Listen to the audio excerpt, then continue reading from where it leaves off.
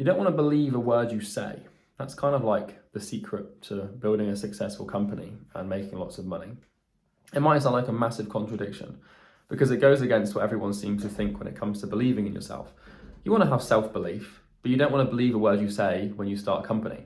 Let me explain why this is the case, and it might sound a bit weird and idiosyncratic, and I promise it will make sense to you as I unfold this video. I'm not trying to insult you, you're not always wrong, but chances are you are often wrong, as I am. And so let's talk about this. So my name's Charlie. I've built and scaled 2 companies, a marketing agency to 7 figures that I'm selling, and a company called Imperium Agency, a coaching business to multi-7 figures. I built those companies by being right more often than I was wrong. And to be right, you kind of have to know what is wrong, and often you are wrong. So let me explain this. This is not an insult, it's just the truth, right? And I'm here to tell you the truth, even if it's not very pleasant to tell.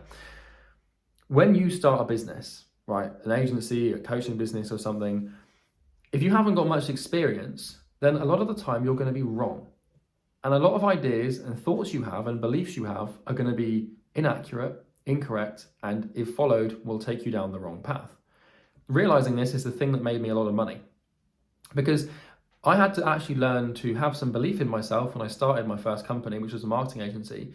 But I also had to have the humility to recognize that what I thought was right was not right at all. I hear a lot of calls from clients, right? Coaching call recordings from clients. We do coaching calls with all our clients. We've got over 200 clients, agency owners that we help with like client acquisition and sales calls and stuff. And I do a lot of coaching with them. And like, a lot of the time they come to me and like the ones that are smart will say, hey Charlie, I've got this idea, but I just don't know if it's the right thing to do or not. Can you help? And they are the ones that win. The ones that fail are the ones that come to me with confirmed opinions, and they form those opinions themselves. And the problem with being a human is that you tend to believe yourself, right? Now you've got to rationally observe yourself and look at yourself for a second here. If you are new to business, and by new I mean like you've been in business for like less than a year or less than 2 years, like you haven't really got much experience, right? You haven't got that sort of breadth of knowledge that you can only attain through actually performing actions that would really lead to a result you want to accomplish. If you haven't got experience, where do your thoughts come from? Well, your thoughts are coming from your experiences and conditioning that have been a result of something that hasn't been business. So this is why, like, when people start businesses, they struggle so much, is because they haven't got the experience to leverage, or the right thoughts or the right beliefs to leverage, and it leads them going down the wrong path. You kind of just want to accept the fact that when you start a company, brand new, fresh out the gate, without much experience, you're going to be wrong a lot. And so what you want to start to do is get into the habit of questioning your judgment. It's a hard thing to do because your ego doesn't want you to do this, because it always wants to be right and never wants to be wrong. But you actually want to be wrong. It's such a weird paradox, because everyone seems to think these days that you always need to be right, and like being wrong is the worst thing possible. But I want to be wrong. So like when I'm thinking through a decision on my company, or the more sure I am of a decision or a hiring decision, or the more certain I am of doing something or taking an action, the more I question it. So with myself, I actually treat certainty and conviction with skepticism. Now, this is a non-binary balance, because you want to have belief and confidence in yourself and your ability to make decisions and take actions. Because if you don't have confidence, then you'll never do anything. But the way I achieve confidence is by being skeptical of my confidence, because I can have confidence in something when I know I've skeptically analyzed it. And so my confidence comes initially where I'm like, yeah, this is the right decision. And then I'll catch it and be like, actually, how about we observe this? Because you've often been wrong before, and you might be wrong here. And then if I observe it and I go through it with a fine-tooth comb from a third person's perspective and see it's like the wrong move, then I have confidence it's the wrong move. But if I see it's the right move, I have confidence it's the right move. So confidence and belief in yourself should be attained through skepticism. And it's such a weird paradox, but like when you understand how this works, you'll be able to really leverage it and make more money. Because a lot of people, like, they go into business and they start making decisions and thinking as if like they know what they're talking about, but you don't really. Like when you start, you won't know anything. You won't, like, most of your decisions will be wrong. Most of your thoughts will be inaccurate. Most of your beliefs will be misaligned with what's actually true in the market. And so you need to get into the habit of questioning your judgment constantly. So whenever you think like, hey, I'm going to change my Loom audio script to this, or I actually think I'm going to do this instead, or I've got this client and he wants this thing, so I'm going to do this. Instead of just like taking what you think at face value, take it and analyze it and actually look at it and think, could I be wrong here? let's take a third person's perspective, and you want to sort of try and see yourself in the third person, like you're playing a video game, and then look at the decision, take the emotions out of it, and think, is that actually the right thing to do? This has made me a lot of money, and it's an idea I wanted to share with you because I see a lot of people like trying to do things and build companies, and they're just like, everything they do is just wrong. And I don't mean wrong in like a moral sense, I just mean it's wrong because they haven't actually thought through their decisions.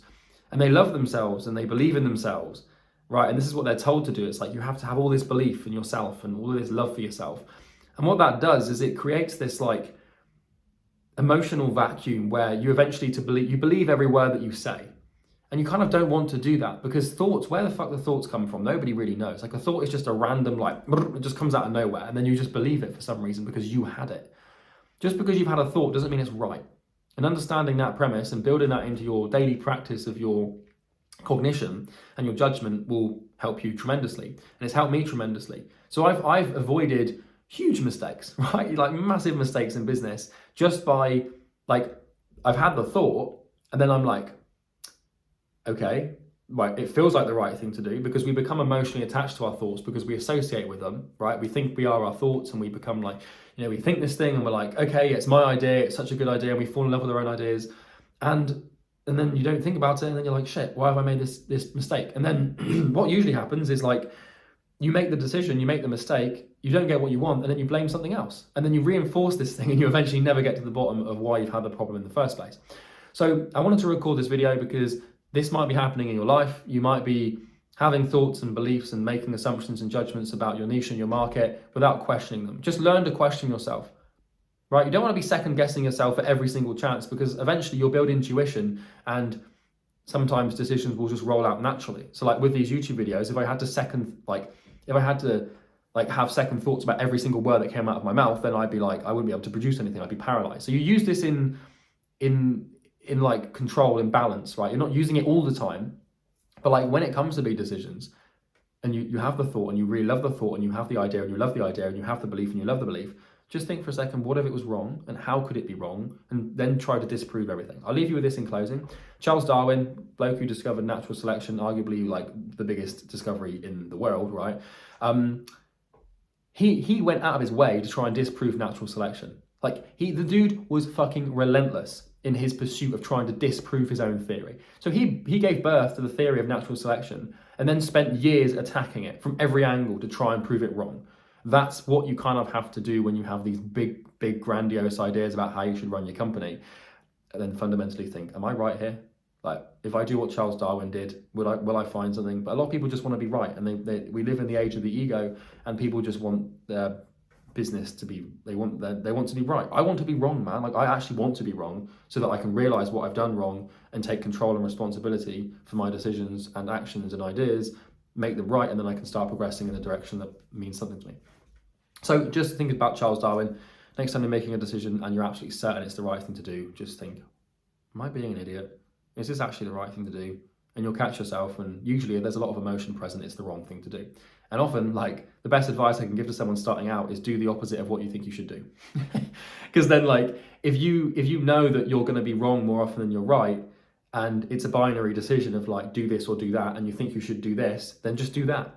Because if you keep making mistakes and you're always wrong, then there's your mind is just basically not attuned to the task, and you're not getting what you want because you're thinking of the wrong thing.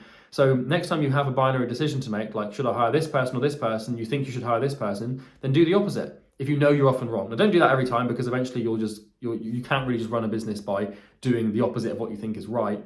But it's just a good tool and a good weapon to have in the event that you get the sense that you might be too convicted and have too much emotion tied to one thing. So yeah, another thing is a lot of people will start thinking of things and having ideas and making decisions because they want to avoid pain. So like, for example, the most evident one is people wanting a done-for-you appointment booking solution. Like, I don't want to do the work, I don't want to book the appointments, I don't want to do the sales call, so I'm just going to hire someone to do it for me. It's a stupid thought. What happens if that person gets hit by a bus?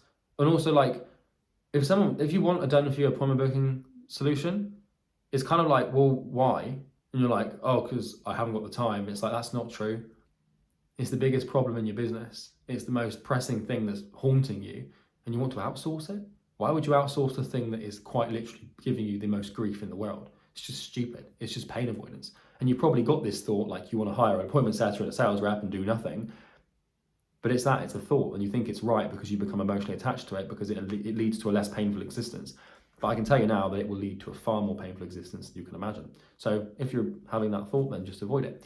That's everything from me for today's video. You're not stupid, right? You're going to be right a lot of the time, but I just want you to be aware that if you haven't got vats of experience to pull from, a lot of your ideas and thoughts are going to be wrong. That's okay. It's how we learn. Just monitor yourself and don't make decisions when you haven't thought through what you're actually going to do. Yeah. Bit ironic, you're thinking it through, but it's metacognition for you and it's a great tool to have.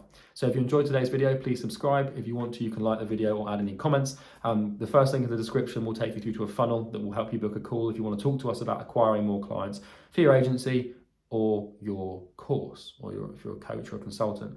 It's a done for you, no, it's a done with you program. It's not a done for you solution. It's a course. We're going to try and sell you something. There's no bullshit there, but if you are interested in checking it out, just click the first link. Talk to you later. Have a good day.